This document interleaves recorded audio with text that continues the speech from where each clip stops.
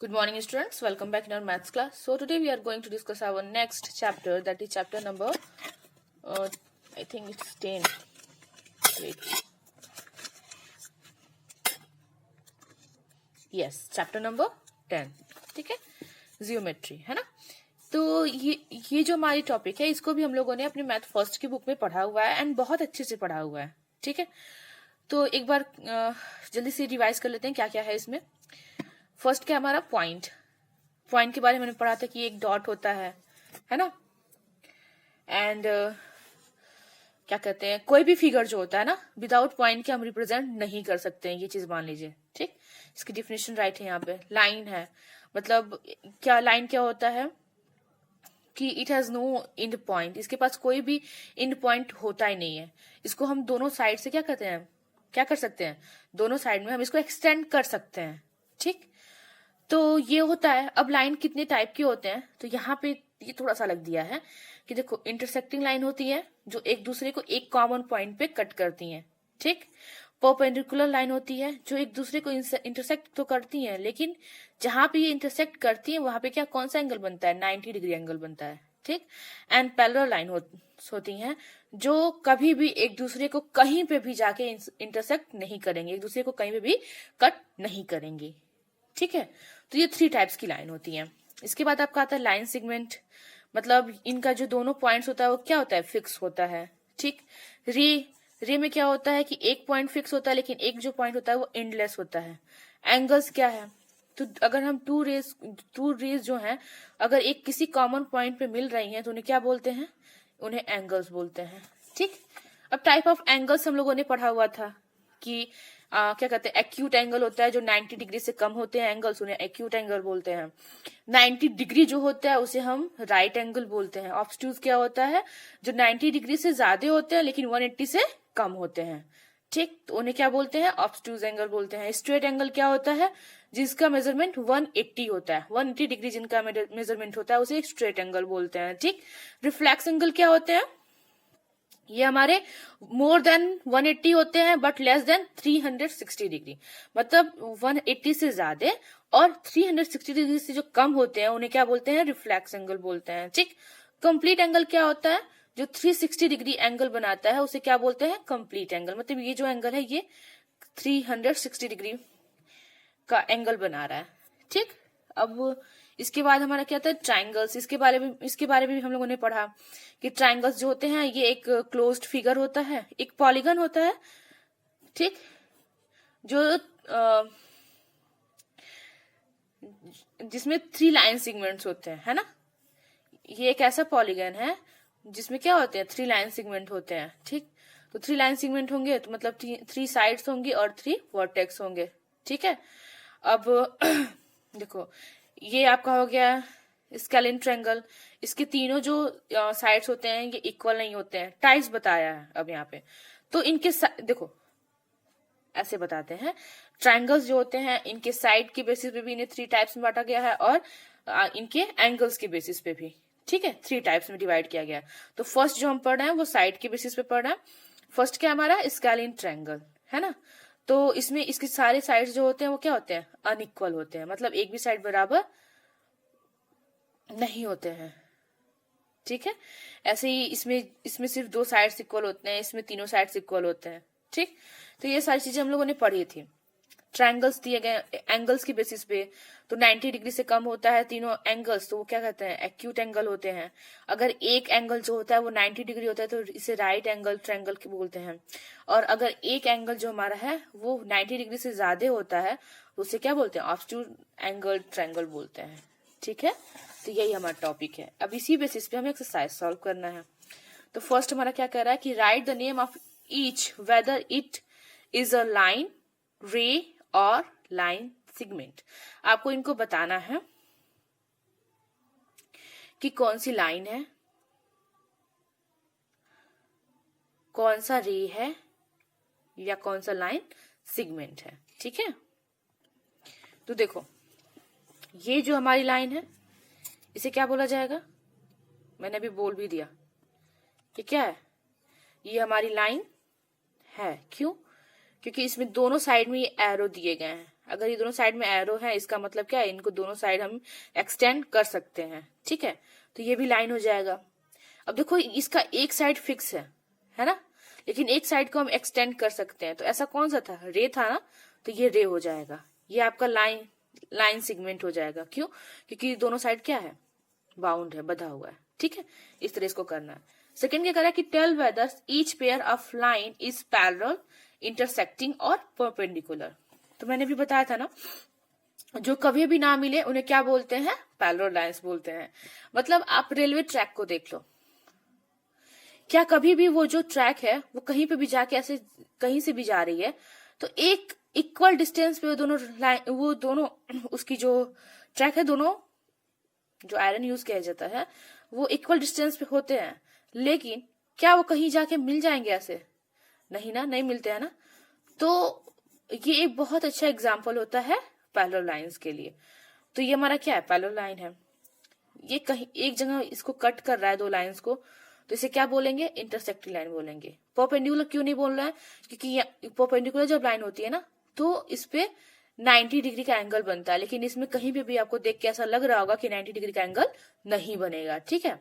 देखो यहाँ पे ये 90 डिग्री का एंगल बन रहा है, तो ये क्या हो जाएगा, हमारा परपेंडिकुलर बन हो जाएगा, और ये हमारा पैरेलल लाइंस हो जाएंगे, ठीक।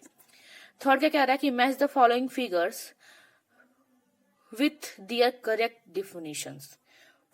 आपको मैच करना है, ये पॉइंट है, पॉइंट की डिफिनेशन देख के आपको मैच करना है। लाइन की डिफिनेशन जहां पे दी गई उसको मैच करना है, एंड लाइन सेगमेंट की डिफिनेशन दी गई तो उसको मैच कर देना है, ठीक है। इसको ऐसे करिएगा। इसके बाद आते हैं हम एंगल्स पे। तो एंगल में क्या है, name the kind of angles in the following. आपको इनमें एंगल्स के नेम राइट करना है, मतलब ये कौन सा एंगल है। तो देखो ये 90 से ज्यादा लग रहा है, लेकिन 180 से कम है, तो ये क्या हो जाएगा, ऑब्ट्यूज एंगल हो जाएगा, ठीक है। और ये आपका 90 से कम है तो एक्यूट हो जाएगा, ये स्ट्रेट हो जाएगा। ये आपका 90 ही है तो ये आपका राइट एंगल हो जाएगा। ये आपका 360 कंप्लीट बना रहा है तो इसे कंप्लीट एंगल बोलेंगे। ये आपका रिफ्लेक्स एंगल होगा, ठीक। इस तरह करना है। Measure the following angles with a protractor. Protractor से इसको मेजर करना है और इसको बताना है, तो ये आप कर सकते हो। ये तो आपको श्योर देख के लग रहा है कि 90 डिग्री होगा, तो ये राइट एंगल 90 डिग्री आप लिख सकते हो।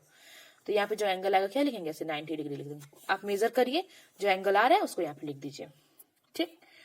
What angle do the hands of the each clock show? आपको प्रत्येक क्लॉक को देख के ये बताना है कि कौन सा एंगल इसमें शो कर रहा है। तो देखो सारी जहां पे भी आप एक देख रहे हो, ये देखो ऐसे इनके बीच में ये देख के लग रहा है कि ये राइट एंगल ही बना रहे हैं, ये 90 डिग्री का ही एंगल बना रहे हैं, ठीक है। इसको करना है। Use the protractor to find the measure of each angles. ये जो एंगल्स दिए गए हैं, ये फिगर दिया गया है, इसी बेसिस पे आपको एंगल्स को मेजर करना है। इस क्वेश्चन को छोड़ दीजिए आप लोग, क्योंकि इसमें एंगल्स कुछ और दिए गए हैं और ये जो शो किया गया ये कुछ और है, ठीक। तो ये पॉसिबल नहीं है, ये डिफरेंट है। ये क्वेश्चन आप मत करिएगा, ये मैं कट कर रही हूँ, इस क्वेश्चन को मत करिएगा, ठीक।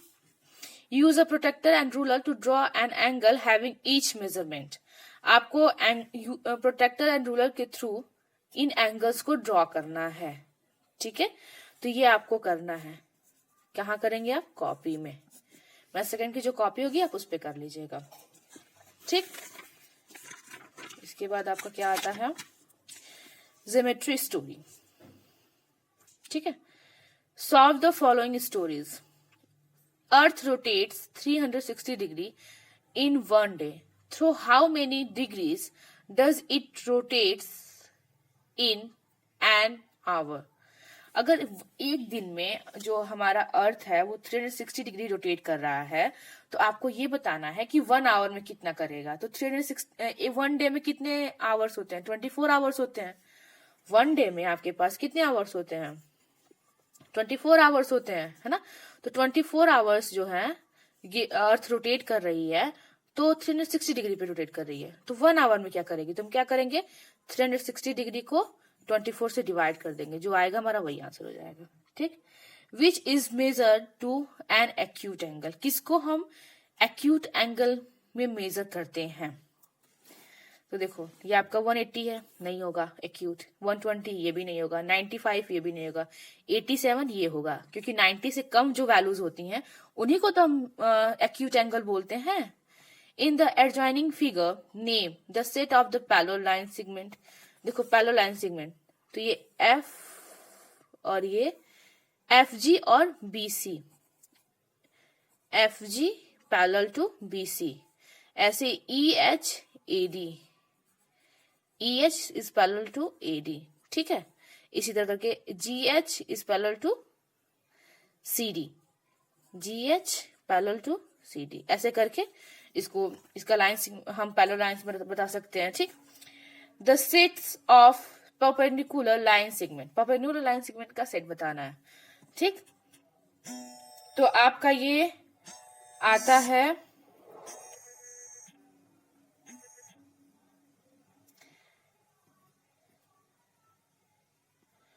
1 सेकेंड। परपेंडिकुलर लाइन सेगमेंट आपका देखो ये हो गया G H is perpendicular to H D. ठीक है, ऐसे करके ये हो जाएगा।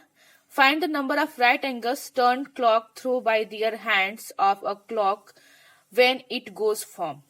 आपको ये टाइमिंग दी गई है, इस टाइमिंग के थ्रू आपको बताना है कि राइट एंगल मतलब कितने राइट एंगल्स बनेंगे। 12 to 3, 12 to 3 एक ही राइट एंगल बनेगा ना। 2 to 5, 2 से 5 पे बात किया है, बनेगा, हाँ एक राइट एंगल बनेगा। ठीक है, तो ऐसे 1 करके आप इसको कर लीजिएगा। इसके बाद क्या कह रहा है कि the measure of two angles of right are 70 degree and 40 degree. What is the measure of third angle. देखो ये दो एंगल्स दिए गए हैं ट्राइंगल के, तो ट्राइंगल का टोटल जो होता है वो 180 होता है, तो पहले इन दोनों को ऐड करके 180 से माइनस कर लीजिएगा, वही हमारा आंसर हो जाएगा। ठीक। One of the angle of right angle triangle is 50 degree, ये आपका 50 डिग्री है। फाइंड द अनदर एंगल, तो यहाँ पे देखो ये 90 डिग्री तो ऑलरेडी है, ये 50 डिग्री है, इसका निकालना है, तो इन दोनों को ऐड करके 80 डिग्री से आप क्या करिए माइनस कर लीजिए, आंसर मिल जाएगा। ठीक। नेक्स्ट है apply your skill. For each shape number from 1 to 19 choose A, B, C, D that decreases the shape. Some shapes may fit more than one description. This shape has no right angle. A का बताना है क्या आपको कि this shape has no right angle, कौन से shape में right angle नहीं है। तो क्या 1 में है, नहीं है, तो इसको हम क्या करेंगे। अच्छा एक सेकेंड, इसमें क्या क्या है ना कि वो डिस्क्रिप्शंस आपको चूज करने हैं। तो देखो फर्स्ट फिगर में क्या है, क्या ये राइट एंगल है, नहीं है ना, तो कौन सा ऑप्शन दिया गया है, ए दिया गया है, तो ए लिखेंगे। ठीक। फिर सेकेंड वाला देखो क्या है, सेकेंड वाले में कि क्या है, this shape has only 1 right angle, नहीं है इसमें। This shape have 4 right angles, नहीं है इसमें। This shape have 2 set of parallel sides, parallel side भी नहीं है, तो ये इसमें भी क्या फॉलो करेगा, ए फॉलो करेगा, क्योंकि इसमें कोई भी राइट एंगल नहीं है। ठीक है, तो ऐसे करके आपको शेप देख के बताना है इन कंडीशंस पे, तो जो कंडीशन यहाँ फॉलो कर रहा होगा उसको हम यहाँ पे लिखेंगे। ठीक है, तो इसी तरह करिएगा। तो ये भी एक्सरसाइज खत्म हो गया और आज यहीं पे हमारा मेंटल मैथ भी कंप्लीट होता है। ठीक, तो इतना करिएगा, फिर जो नहीं आएगा वो आस्क करिएगा, बाकी एग्जाम दीजिएगा। Okay, thank you.